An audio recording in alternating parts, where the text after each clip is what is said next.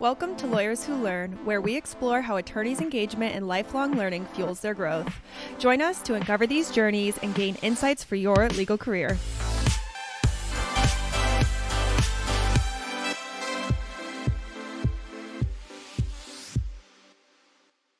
Chris, welcome to Lawyers Who Learn.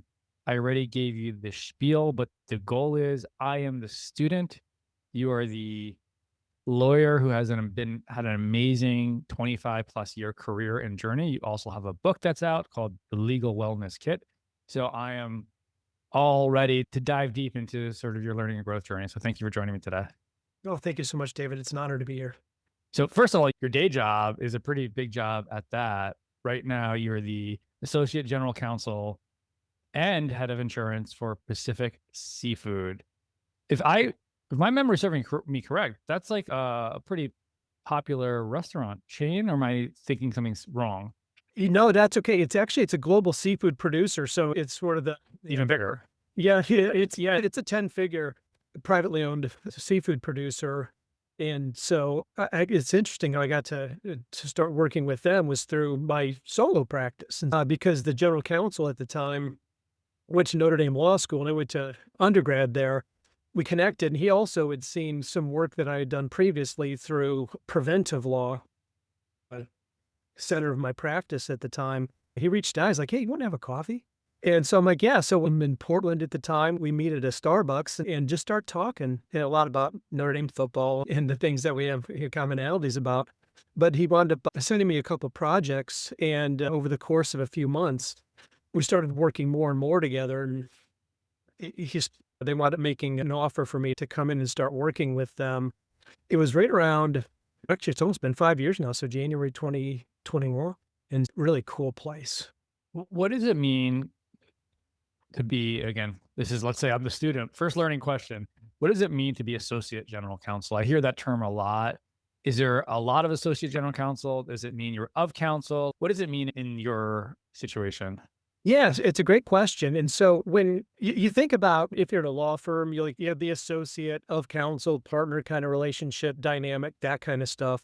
But when you're in a business or in-house counsel for a business, there's the hierarchy is you have corporate counsel, then you have associate general counsel, you may have deputy general counsel, and there's different names for all of these, but ultimately you'll have the general counsel who you report to ultimately. And so that's technically what I do is I have a supporting role covering numerous different things. And so I'm a jack of all trades. I work on support the insurance side. I'll assist with claims related matters, litigation management, contracts, all the things that I used to do when I was in-house counsel for another 10-figure medical device company back in, it was like 08 to 2010, 11. Very similar thing where I support the endeavors of the legal department through the general counsel, who then reports in turn to the executive. How big is the legal team? It's actually very streamlined. In fact, I think our legal team is only 3 attorneys. So it's a general counsel and then a couple of corporate counsel. How many employees? Oh, shoot. Ballpark. 4,000 maybe? So that's crazy. So you only have a handful of attorneys for a 10-figure business supporting with 4,000 employees. Wow. Yes, but it's a little bit different than, for example, when I was in-house with the medical device company, there were so many different there were so many specialized areas that you needed. For example, intellectual property as well. You don't really have intellectual property when it comes to a fisherman business, for lack of a better term. Yeah.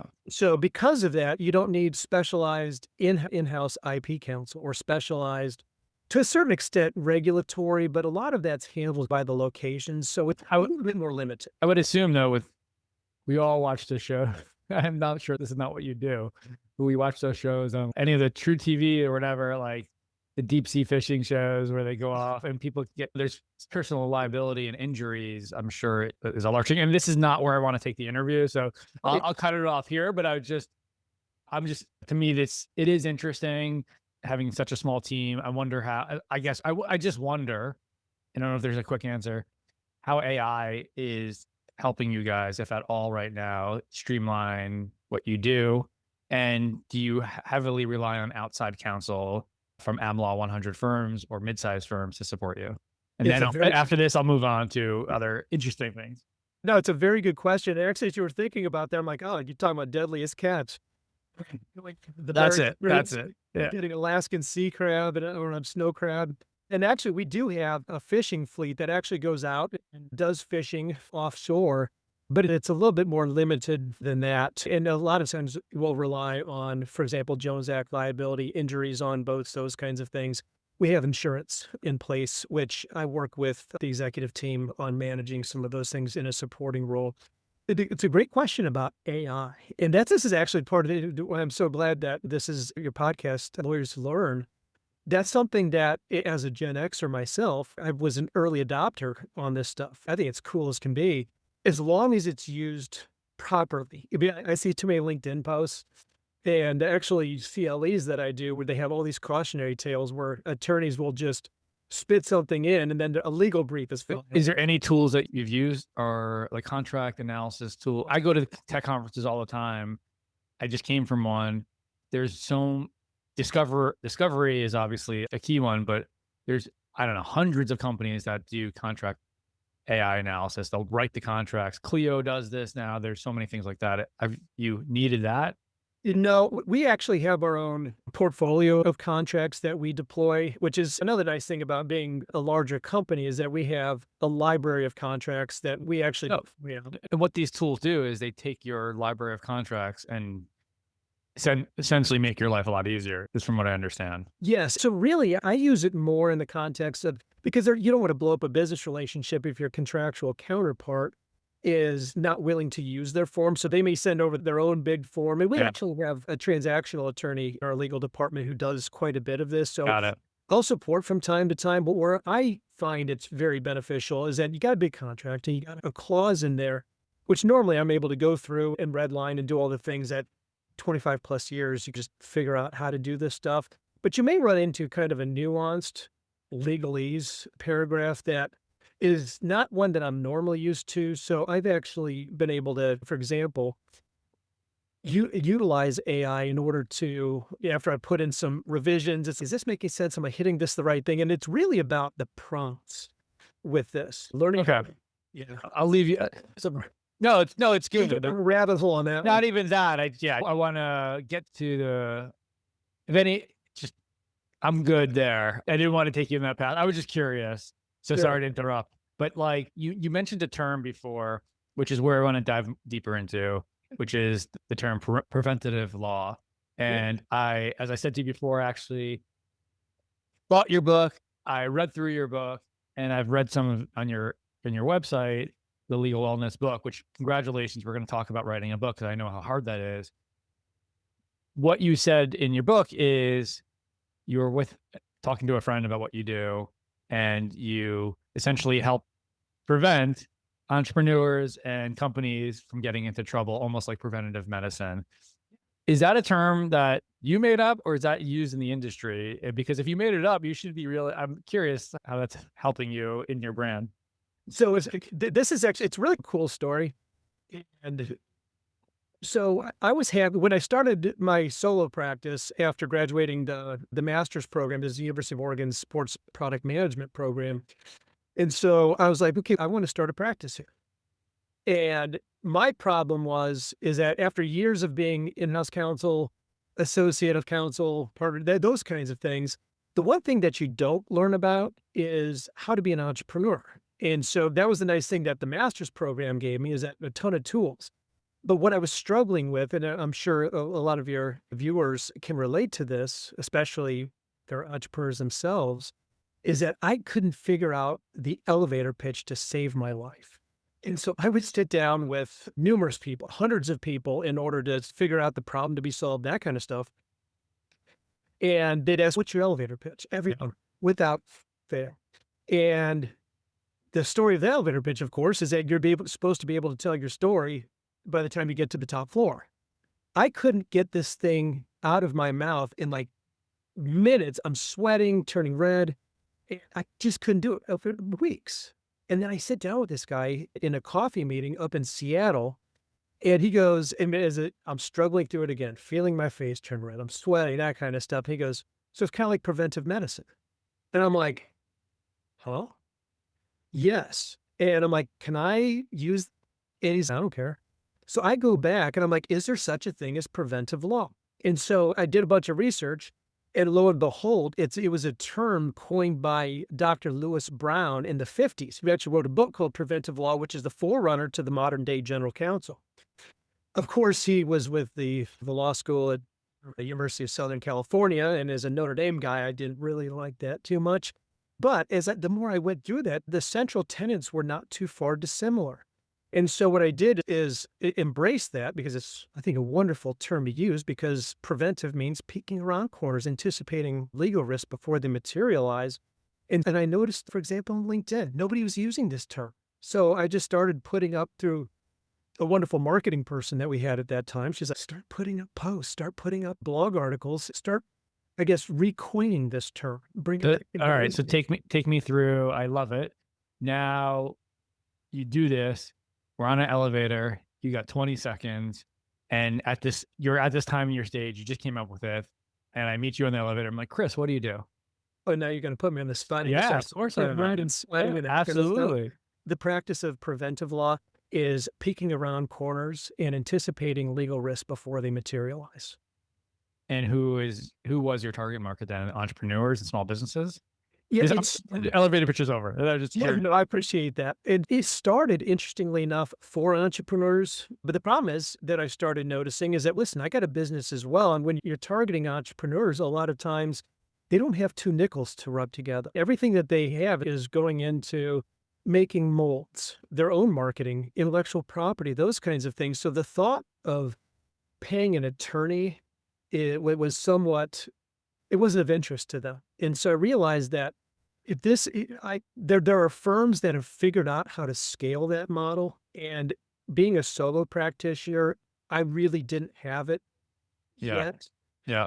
And so this is where, talking with our marketing person, there's a way to do this. And that was actually through developing the book and making a cost-effective tool for them. You don't have to spend $500 an hour on a big firm attorney, but rather the cost of 2.5 minutes of one of those, a 2-minute phone call with one of these big firm lawyers, you can get hundreds of hours of practical insights and guidance. And from what I understand, tell me if I'm right here, you're actually still also running this practice at the same time as being associate general counsel. Is that correct? Yeah, but that's more to the extent it does interfere with bandwidth on the other one. But meaning like you will take, you're not actively pursuing, but if somebody comes and you have bandwidth, you'll take clients on as well there. That's correct.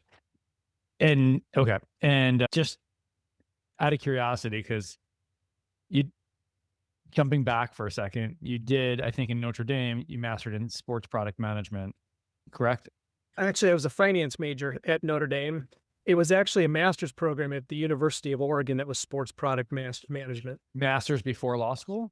No, master's afterward. I actually did my undergrad at Notre Dame, went straight to law school at Indiana University, which, by the way, very good football season. We're having a great time here. I'm the wrong person to be telling that to. I don't pay attention to this stuff. I'm sure it's cool. That's okay. But then actually, after about 15 years of practice in-house and with firms, my practice started transitioning more and more into litigation. And so I was getting that burnout, some firm dynamics, some other things like that. So it was one of those things that I was like, I kind of want to pivot here. I'm 40 years old. So it's like kind of that mid-career, midlife kind of crisis kind of thing. So I sat down and talked. What year was this? This would have been late 2014, 2015. I just finished a jury trial, actually, where we won. It was wonderful, that kind of stuff. But it was like the celebration. It's, this has been one heck of a year kind of thing. Tons of depositions, trial, Supreme Court, Indiana Supreme Court. And I'm like, I'm just not digging this anymore. So I sat down with my wife and I'm like, I need to pivot here. Like, how do we do this? And so I started looking at going back to school. And I wound up coming across this first of its kind, the Sports Product Management Master's Program headed by visionary leader Ellen Schmidt-Devlin, who was a former Nike executive, and with co-founder Roger Best, who well-known author and big-time marketing professor. So you were looking potentially to leave law at this time, or you were planning wanting to apply this to law? That was the first thought in my head, was I'm just getting out of this completely, and I'm going to go and I'm going to learn, do a deep dive on sports products. and then go join one of the day ones. It's Oregon, so you got Nike, Adidas, Under Armour, Columbia. And what did you want to, what was your vision of what you want to do in sports products? Like marketing? What did you, just trying to visualize, okay, what was your dream to do? Because obviously you're into sports, clearly. And so was there a Nike product that you wanted to be part of or something like that? No, it was, to be honest with you, it was going back to in-house counsel. What was a big part of that. So I enjoyed the in-house counsel aspect. And so my thought was go join Nike's legal department or Adidas. Oh, so you wanted to stay in law.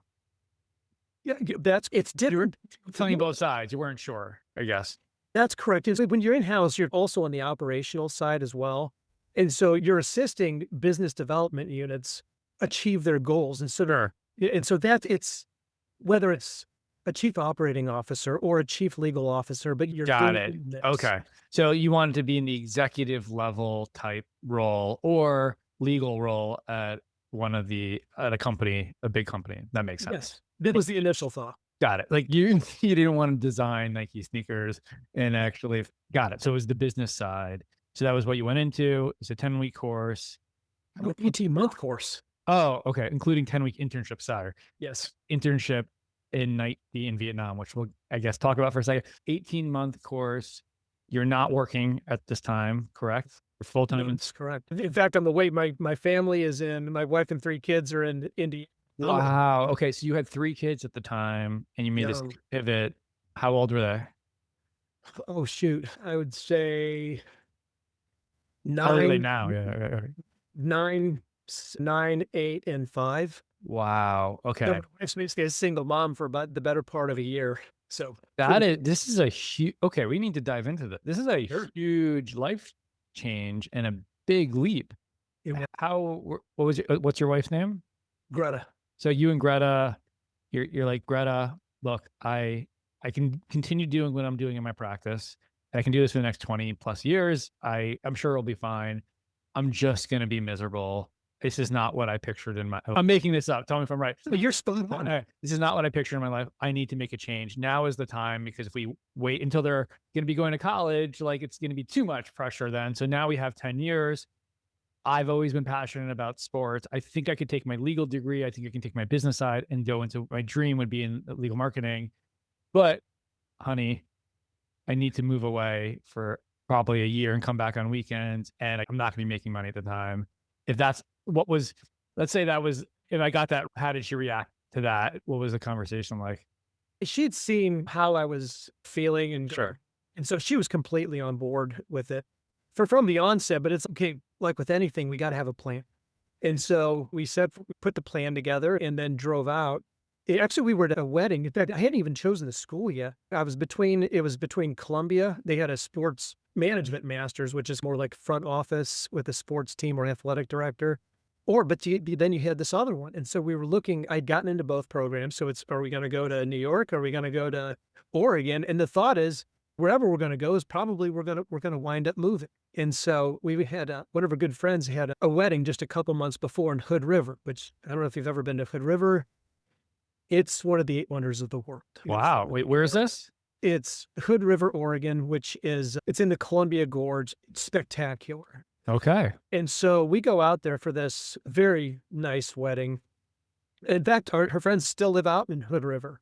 And so we go out there and we're hitting the wineries, we're seeing the mountains, we're seeing the gorge. And so we drive over and meet with Ellen to discuss the program, because I'm still making a decision at the time.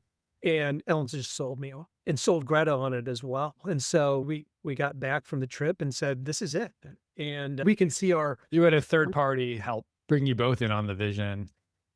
And from a financial standpoint, again, none of my business, but just like this is because from a learning standpoint, if someone else is wanting to do this, you're like, I can't afford it. Did you have enough money? Did you have to like make some changes in your life, or did you have enough that you were like, I can handle this for 18 months, as long as 19 months, I'm moving forward? Yeah, it was the latter. We'd saved, but we also sold the house. You did make sacrifice to do this. Yeah. Wow. Yes. And you said your plan. Okay. Look, I wish I had 5 hours and I would dive into this program, and maybe we will. Then that is my dream, though, to actually do like that 5-hour podcast and really dive deep. But We're not there yet. So Or- like the 18-month program, I'm sure was unbelievable in so many ways. You did do, I think, if I'm correct, a 10-week internship in Vietnam for Nike.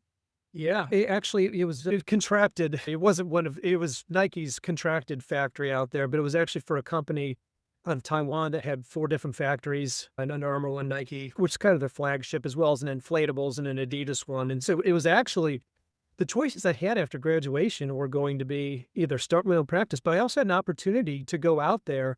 And one of my mentors and who I worked under was the president of global strategy, someone by the name of Shirley Justice, a former Nike executive, incredibly talented person. You'll actually see one of her testimonials in the book as well, but she's been a mentor.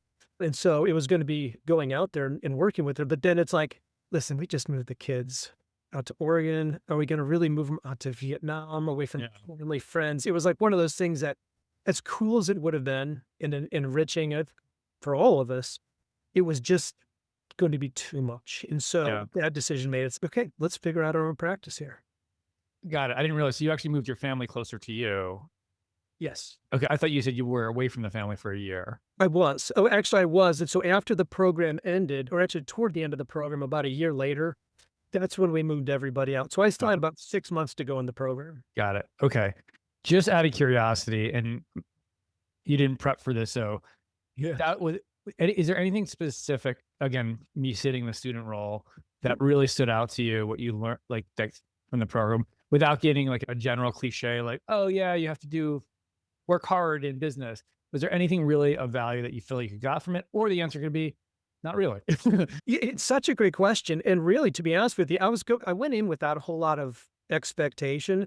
I was like the second oldest student in the class. And so you're with a bunch of millennials who have a much different mindset. They want to be the product line managers. I had a different vision. Yeah. What I took out of it was learning about entrepreneurship. And the professor who was actually in this program, who did the foreword, Nathan Lilligard, he was a seminal professor for me, a huge inspiration for me in learning about how to be an entrepreneur. That's what I took out of this was, Got it. so when we started the practice, I was no longer afraid to do that, because you go from not knowing what you don't know to knowing what you don't know to, hey, through this program, I've actually learned a few things here. Yeah. I wrote a book in 2019 called The Fast Forward Mindset, and it's how to be more fearless and focused to accelerate your success. Yes. Chapter 1 was, and why it's chapter 1, it was one of the most important things I learned, was the phrase, good thing, bad thing, who knows? Have you heard that phrase before? No, I have not, but I like it. So it goes on the principles. We tend to label a situation bad, I don't know, 80% of the time more than we label it good. And as soon as you label a situation bad, you experience it as bad. And so when you go through something that happens and you don't get the result that you want, instead of being like, oh man, that's bad, you say good thing, bad thing, who knows? So when I hear you went to school, you did all this learning, you ideally wanted to be an associate general counsel at Nike or something like that, or executive business person at Nike. Instead, at the end, there's an opportunity to be like, oh my God, what did I do? This is not where I end up. Or to say, maybe you didn't say these words, but to say good thing, bad thing, who knows? And when I look to where you are today, and then, we'll connect the dots, you went off to do your own firm. You wrote your book called The Legal Wellness Kit about this entrepreneurship and helping do preventative law. And then now you are an associate general counsel and helping the business side, not in a sports company, but in a specific seafood, which probably a lot of the same principles, and it all stems from that. So let me take you back to you graduate. You're not going to take that job at Nike in Taiwan or Vietnam. I'm sure there was a moment of, before you say good thing, bad thing, who knows, there's a moment of like despair where you're like, oh no, like what now I'm just back to starting practice. Take us through that. Yeah. So it was interesting because it's like rewiring your head. And to your point earlier, good thing, bad thing, who knows? I kind of started subscribing to the get comfortable being uncomfortable, which is an important mantra.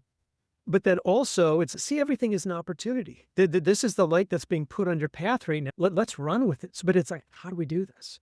And so I reached out to the program, and through Ellen and others in the program, started making connections, because it's like, I'm not just going to flip on the lights and start a practice. And so you can't. And so Just to level set, when you were Yeah. talking about the elevator pitch of preventative law, were you actually talking about it this time in your life or the time before you went to get your master's? this is after when I started. So when you were telling me about the elevator pitch, you were talking about right now, like this moment, like where we're not now, 2000, losing 17. track of dates, 2017 or so. You graduate and now you're starting to start a new, because you had your own practice before, right? Or you, Oh, no, I was actually with a firm. got it. Okay. Yes. So I didn't realize that. So you were, not only were you doing litigation, you were working for somebody else, and okay, got it. So now for the first time after school, you're like, okay, I'll start my own practice. And you're struggling. Now we're back to that point. You're struggling with the elevator pitch, Yes. trying to figure it out. And then you're like, oh, you said preventative law. And then you start relying on all that you learned in your master's, because probably 80% of it, or 70% or 50% is business and entrepreneurship. And the other half was sports specific. That's correct. Yeah, absolutely. No joke. It's especially with 3 little kids, and we're living in a small little apartment now where the 3 kids are all in one room, and it was a little bit stressful, to say the least. Yeah, for sure. And actually, I think it's important to say this, and for your viewers to hear this as well, because it's not the easiest thing in the world when you do something like this. I had panic attacks.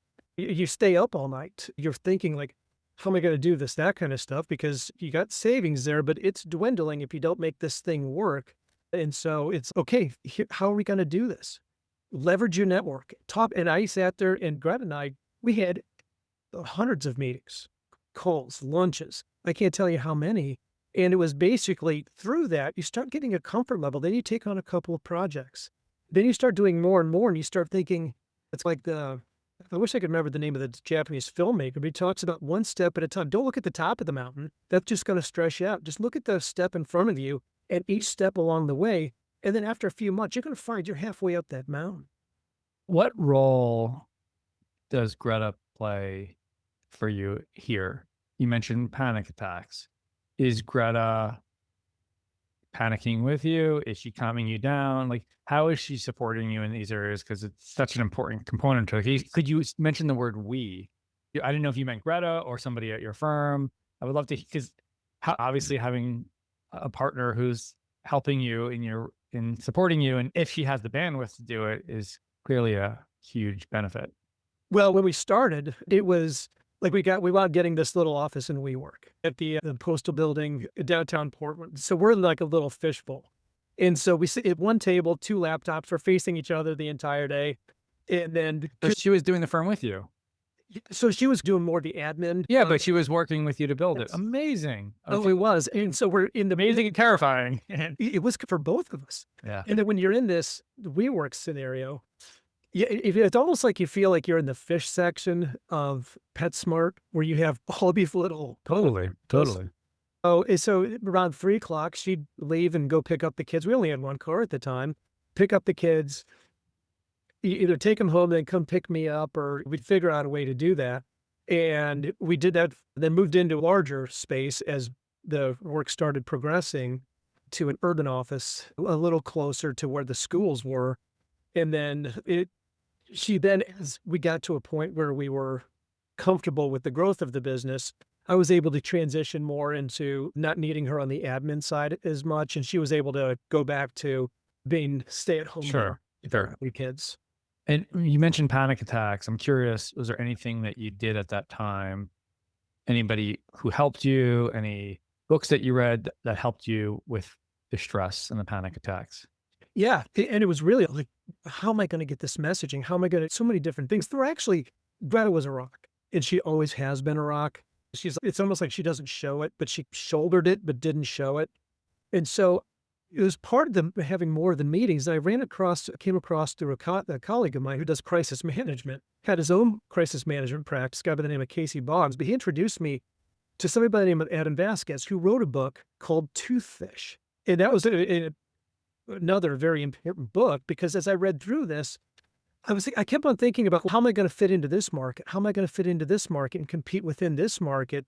And his book transformed that to, how do I create my own market? And so I was like, interesting. And that really started taking a lot of the stress off, which really got me into the preventive law side. Have you ever heard of the book Blue Ocean Strategies? Yes. Yes. And that sort of reminds me of that. In Blue Ocean Strategies, is everyone competes in the red ocean. You should Yes. focus on the blue ocean. Why is it called Toothfish? I'm curious. Yeah. So you've heard of Chilean sea bass? Yeah. Of course. The original name of that was Toothfish. And do you think you want to go out to a restaurant and buy toothfish? Like braised toothfish? No, that sounds gross. I'm going to see these teeth coming out at me and that kind of stuff. And so it was creating a market for Chilean sea bass, which all of a sudden it's got a much sexier connotation rather than this gross name Toothfish. And so that was the inspiration. And he talks about that at the beginning of it. And then it runs through how to create your own market. And so I took that as, I just learned the term preventive law as it applies to preventive medicine, and then shortly after that, I meet Adam Vasquez, buy a copy of his book, and I read it, and I'm like, okay, I'm starting to get it now. And that's when things started to become a little And more. Adam Vasquez is the toothless. Oh my God, I just forgot the name. Toothfish. Is it a well-known book, or is it self-published? It was self-published, but it's a hardback. I don't know to what extent, what kind of traction it's gotten. I haven't looked at any marketing metrics. That's great. I- That sounds I- great. How did you I meet him? heard Just randomly? I'm sorry, say that again? How did you meet him? It was through my friend Casey Boggs. We were close family friends Okay, they just connected you. in Portland. And so he had his own practice. He just left to Got it. crisis management firm. Okay, so Toothfish, love it. Embarrassed to say, I didn't even know Chilean sea bass had teeth. So I never see that part of the fish, and that really resonates with me significantly. So I'm putting that on my list. One of the things that we have is a reading list of every book that's mentioned on the podcast. There's a searchable engine. So we have about 115 books right now in there. This will be added, and maybe one or two more by the end of this podcast. So I've highlighted and underlined the heck out of it, Doug. Okay. It's a resource. I love it. So that you read that book, but he didn't really necessarily help with the stress, because after that book, you're still like, oh my God, what do I do? How do I come up with my own toothfish? Until your friend tells you that you're preventive law. You're like, okay, that's my toothfish.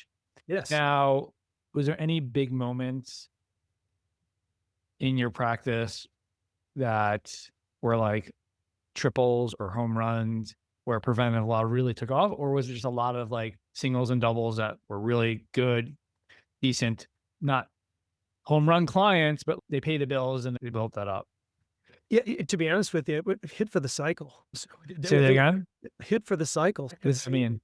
So I had singles, doubles, triples, and home runs. You said hit for the cycle? Yeah, it's a baseball term. What does that mean? Where in one game, you hit a single, double, triple, and home run. Okay. Oh, cool. Awesome. So it was really all of those, including walk-off grand slams, which means you hit a grand slam. Can you give us an example if you can think of what the walk-off grand slam was? Yeah, so we had one. It was a real estate transaction that I did for a client. Now, it's in the book, but I had to change some names, some circumstances, that kind of stuff. But that client who was purchasing a large industrial piece of land to set up a Pacific Northwest headquarters. And as he went through and signed all the documents and that kind of stuff, and there's only a little bit of time left in the due diligence process, he goes on the land and starts noticing that there's like a smell, like oil, that kind of stuff. Like it's brownfield property, and which means that it's been used in an industrial capacity before. And so there's concern now that you got underground storage tanks. This could be contaminated property. And so he wants me to take a look at it. He already had an expert come out and say, no, it's all fine and that kind of stuff. But with a short amount of time left, we may need to get out of this contract. But the environmental person had already signed off on it. So I'm like, I need to get a copy of the phase one, and we need to go through maybe my network of experts. And so we find out that this thing was contaminated significantly and we needed to get out. And so what I did was leverage the network, had a big, long letter, ultimately got out of it. And then we identified and then purchased more proactively a piece of land that then formed the basis of their Pacific Northwest operation without all the issues. So that was one that that could have been catastrophic for them, because you're talking about remediation that could have cost them millions, especially if you're in Oregon, where this was. Is there a very simple explanation in 30 seconds or less of how you were able to get out of it? It was long and short of it sending a letter to the environmental person who signed off on it and Sure. getting them to change their opinion. Of course. Like that's Here's everything I found. for Change sure. your Yeah, opinion. got it. That makes sense. That was said to the other side. And do you feel like the brand of preventative law, did that actually, was it helpful for you, or did it actually help get clients? Like, where do you think you know what I mean? Was it just, did it give you the confidence whenever you walk in a room to say it? Of course, it's probably a little bit of both, but if you had to think what was the more important part of the brand and the Toothfish, was it internal or external? A little bit of both. And so what I did is I was able to use that story, again, changing names and places, that kind of stuff, but to do presentations. So I started presenting to trade groups, and I started putting it out there and sharing this story, sharing the other examples, some of the singles, some of the home runs. And you share it on preventative law. Here's an example of preventative law. Exactly. Fantastic. So at what stage were you like, I think I should add more stress on my plate and more to do things, and I'm going to write a book? Like, where did that come about? It was part of the initial marketing strategy. During 2017, we sat down with Tiffany Salzman of Candid Concepts, very talented marketing person. And that was one of the things that with a 5 to 7 year plan, I wanted to write a book. To the extent that I wasn't able to work with entrepreneurs, given I had to be a for-profit business as well, I wanted to figure out a way to packet marketing, provide them with something of value, if for no other reason than to pay it forward with my own development and things I was learning. I pushed it off, and I had done so many blog articles. I'd published in Risk and Insurance Management magazine, RIMS magazine, several national publications. And then all of a sudden, out of nowhere, I started looking at it. I'm like, I think I may already have the content here. And so I actually had probably 150 pages of content. So it was then a matter of, let's add some more and let's turn this into something that we can use. And so I spent about 1.5 years doing that. And so it was, to be honest with you, I don't want to say easy process, but it was easier than what I imagined. I thought I was going to have to start from scratch. Sure. For me, like, I'm actually about to publish my second book in February. And the way I say it is, I wouldn't call it easy. I would say the writing is hard, but the real marathon starts the moment you actually publish, and you got to get people to read it. So so the book itself, like I said, I read through it. It has all the basic principles. And the challenge is, to me, with the book, in any book, but it's like, everybody's always so rushed with time. And especially when they're in a situation, and that's an issue, they're not like, oh, let me get a book and read this whole book and then figure it out. And then it's convincing people to read it ahead of time, before it's like in the beginning stages. And now there's so many tools. I don't know if you've thought about it. This is like 7 questions in one, so I'll circle back. But there's so many questions, like to use something like HeyGen or Synthesia, which are AI avatars that can take your entire book content and have people ask questions to it so they can get just-in-time answers, which is pretty low cost, by the way, to do. So you write this really well documented book on everything from A to Z, from things to prevent when starting and running a business. You go to launch it. How did it go? It actually wound up hitting pre-launch, and shortly after pre-launch, it did hit several #1 in bestseller lists on Amazon. And just to get specific with that, I know some of the strategies to do that are finding very specific categories in Amazon that they apply. And I think I looked at your book. Oh man, I'm forgetting this moment. You probably know off the top of your head, but you did have a category that wasn't so obvious it fit into that, but I was like, oh, I get what he did. Do you remember the category it's in by any chance? Would that have been science and technology? Yeah, something like that. Yeah, it's like, there were random ones that we actually put in specifically to be able to do that, but it also hit hit #1 best release or #1 new release on business law, which is a very broad category. So that was Wow. what kind of shocked me. Okay. For somebody who is about to have a book come out in February, and I'm trying to figure this out on my own, I'm really a student here. Yeah. How many copies did you need to sell to get that #1? And I know it's different for every category, but from what I learned, is usually a couple hundred or a little less, depending on the category. This is where I don't know what I don't.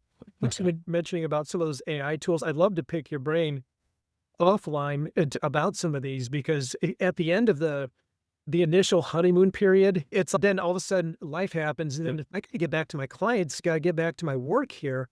And so the bandwidth, I didn't have it. You don't need to pick my brain. Take a pen. Do you have a pen in front of you, any chance? Yeah.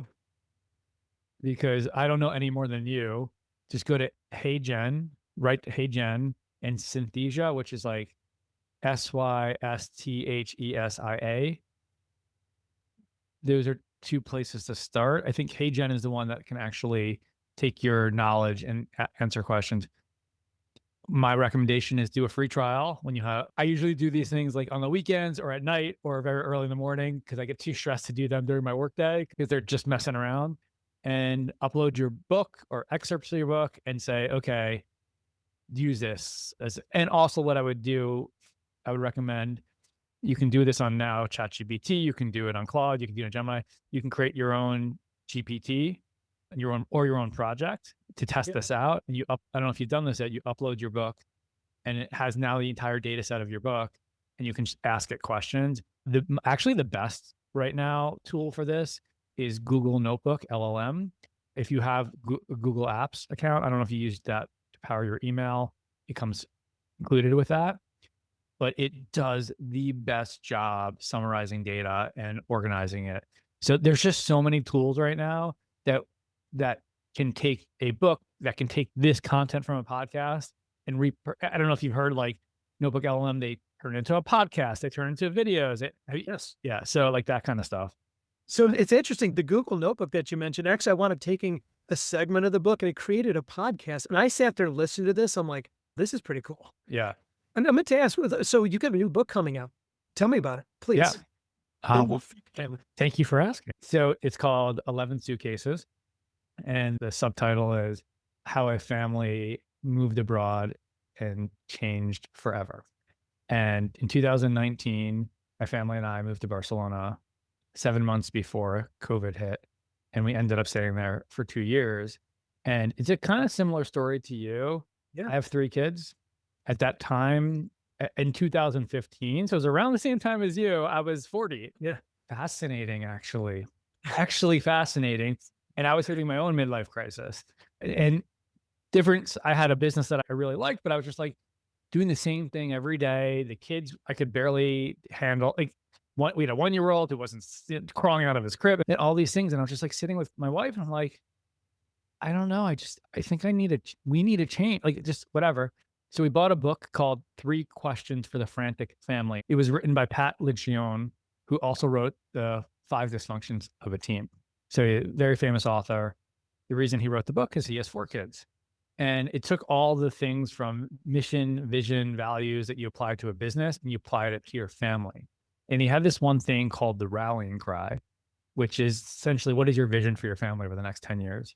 So my wife, Kelly, and I, who's again, my rock, we sat down and we decided to figure out what our mission and vision was. And our 6-year-olds were old enough to contribute like their own things. And it was like a 1 sentence or 2 sentence statement. It was 1 sentence, 3 lines. But the last line was, which was important to us, was live our life through travel. Yes. With 3 kids under 6, that means nothing at that time. But it was just like we traveled a lot. We lived abroad in college. We loved to travel. We hadn't since we had kids. Similar to you, I put it out in the world. I started telling people about my vision. Somebody introduced me to somebody who moved to Barcelona for a year with his family. 4 years. I talked him back and forth before we can make the move. And then in 2019, I wrote the book, The Fast Forward Mindset, and it's how to be more fearless and focused to accelerate your success, how to get out of your comfort zone. I'm like, I just wrote a book about how to get out of your comfort zone. If I don't live the shit that I write, what's the point? And so we applied to a school in Barcelona and moved. This is before it was really a big thing. So the book is about the journey. And then, of course, getting stuck in lockdown in Spain. It was the strictest lockdown in Europe. Our kids couldn't leave the house for 52 days. And the epilogue is, now we're a traveling family. That's what we wanted. And our kids are traveling. Like, that's what they see the eyes in a different way. And I live in Brooklyn, New York. Besides college, I've been essentially either in Manhattan or I've been where I grew up. So I've just given my kids this ability when they were 10, and 5 to live in another country for 2 years and have completely, I believe, changed the trajectory of their life. So that's what the book is about. Oh, I absolutely love that. What was the draw to Barcelona? Aside from going to school, but how did you find this? Yeah. So there's two components to that. One, we had gone there when our twins were 5. Jonah was actually, my wife just found out she was pregnant, or they were 6 maybe. Just found out she was pregnant right before we left, because I remember that because she couldn't drink on the trip. And we loved it. But so that was the first part. The second part was meeting somebody who actually did it. So it was, to your point, he's like, here's the school you go to, here's the neighborhood you live in, here's the person you hired to help you apply for a visa. So it made it very easy. And of course, it was warm weather. It was by the ocean. Barcelona has so many different things. The bonus was, I didn't know moving there that it's only 2 hours from the Pyrenees, and I love to ski. Okay. So there's days when my boys and I would drive skiing in the Pyrenees, and my wife and my daughter would be on the beach in Barcelona, which was pretty cool. That's very cool. And especially with young kids, when the one thing you realize after an experience like this is how resilient they are and what they take from this. Because I was almost projecting, are they going to be stressed out about all this experience? To the contrary, they have the time with us. And so we're taking them out, and it's like we drive 90 minutes to the coast. We had family there that we were able to see. We're going to Bend, Oregon, where you have the Deschutes River, all these gorgeous things. And they come back like, this is like the happiest time of their life. And I'm like, oh, okay, this is a good thing. There's 2 things about that. One, a joke about it. It's like, we were struggling in Brooklyn. And so our solution to fix our struggle was to move 4,000 miles away from all our friends and family and start them in a new life. So that was the funny part. So don't get me wrong. We had lots of parenting challenges. And the book talks like, that's what I'm like. I don't make it all sunshines and rainbows. Like, parenting young kids, either wherever you are, is always a struggle, especially learning new things. But what I will say, to your point, there's 2 things that really stand out about travel. And that's why I think it's so important. That's why I wrote the book. Yes. We're all so stuck in our 9 to 5. And when I'm at home with my kids, my twins are now seniors in high school, and my youngest is a 7th grader. It's probably around the same age as your kids, I think. I barely get to talk to them during the day. Like, they have no interest in me. When we go on trips together, we are all together 24/7.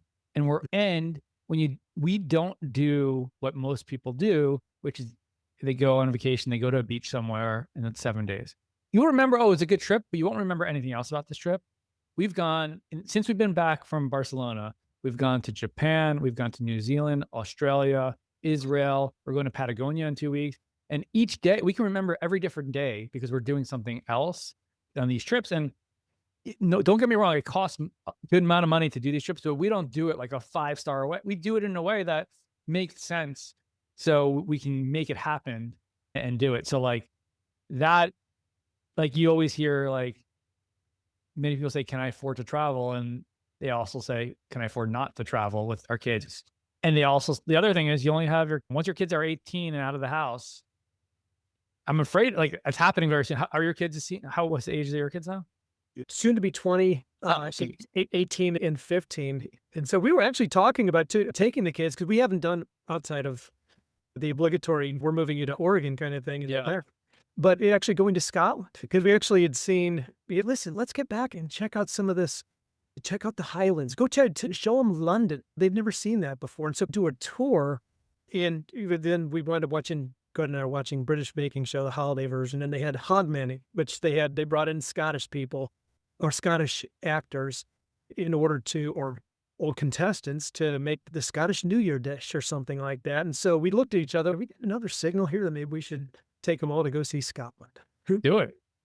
Yeah. I would just find try to find the time. What the joke of it is, like, we look at dates now and figure out what's the next trip. And sometimes you're pushing you're like, am I doing this just because we have to do it? Or because, and I'll just be honest, and then I'll send it back to you for the last question. Or if you want to make me answer anything more uncomfortable, feel free. It is what I was going to say was I still get super stressed before every trip, especially now, like with work and trip and packing and figuring out what you're doing. And we're going to a new place and so it's not for me, at least. It's like the more I do it, for me, it gets easier, but I do it anyway. Yeah. Yeah. Yeah, and I did want to ask, what's the name of your book coming out? I plan on reading this.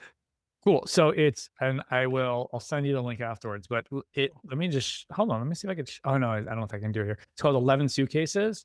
So if you go to 11suitcases.com, and 11 Suitcases is because we packed 11 suitcases with us to move to There's a story behind this. to move to Barcelona. And there's more to that, but I'll say this, the day we were leaving, 4 of those suitcases were big duffel bags that my kids use for sleepaway camp. I'm looking at them the day we're leaving, literally our flight's 7 hours later. And I'm like, those look really big. I'm like, let me just call Delta to make sure they're not too big. I called Delta, they're like, no, those are too big. You can't bring them on the plane. I had to go out and go shopping and find 4 suitcases that morning, come back home, unpack them, repack them. That was one of 4 things that happened the day we were leaving that were like signs, like maybe you're pushing your luck here, including a leak coming down our ceiling, and our tenants were moving in the next week. And we had a plumber. We're leaving 3 hours later. The plumber is breaking open the ceiling of our bathroom to fix this. And it was like, okay. So yeah. Get comfortable being uncomfortable. Totally. And just like packing is tough. Packing for a year or longer is even tougher. Yes. But I know some people who were like, you have 11 suitcases. We came in 4. I was like, cool. I don't know. I could talk to you for hours. And I think that your journey, I feel like I felt the stress with you. I felt the happiness with you right now. And it's like a loaded question because you're here and you got to be, I don't know how honest you can be. Where are you in your path? Do you feel settled? Do you feel that potentially there's the second midlife crisis coming in some point and you want to do something bigger? Like, where do you see the next 10 years? And I'll give you the final word on that. Oh, no, that's such a good question. And content with where things are. But, that writing that book got the bug back in me because I'd done this before. Exactly. And so it's the kind of thing I want to do more of that. And I want to get more into teaching. I'd done some teaching at Notre Dame's law school, developed and taught a class. I think maybe not necessarily in the next 5 years, but maybe in the next 10 years, I want to get another book out there. I want to get into teaching and really pay it forward for the younger generation of lawyers coming up and business owners as well, startups, entrepreneurs. And I just love educating. Not that you have the bandwidth, but I think if you're interested, teaching a CLE course on Lawline is a good start, taking the framework of your book and putting that on there. I can introduce to one of our learning solution attorneys and finding the right time. I think because as organizing, now you have to organize your book information into a talk. And then once you have that organized, you can do it for other things. Yes. Great. I'll introduce you to Gabby after this call, or this Zoom, or this podcast, I should say. And with that, Chris, anything else that I didn't cover that you think I should have? I think so. I think we covered quite a bit of good ground. Yeah, go to thelegalwellnesskit.com, click on Get Your Kit, or search it on Amazon. And if you like it, write a nice review. Yeah, no, 100%. Getting reviews are key. That would be my recommendation for you is keep pushing on your network. Yes. I saw you have a good handful of reviews in there, but you set a goal to double that every 6 months, because that's what sort of helps in general. And the challenge is there's so much energy just to get a review. But you have people say, yes, I'm going to write a review. And then they're like, they forget. And you don't want to be like a bother to them, but you're micromanaging them. Give me that review. All right, Chris. Thanks again. Thank you for anybody who's stuck along for this journey and this path. I hope you laughed a little bit. Your heart started beating a little bit and you learned from Chris. So appreciate you guys and appreciate you, Chris. Thank you so much. I really appreciate it.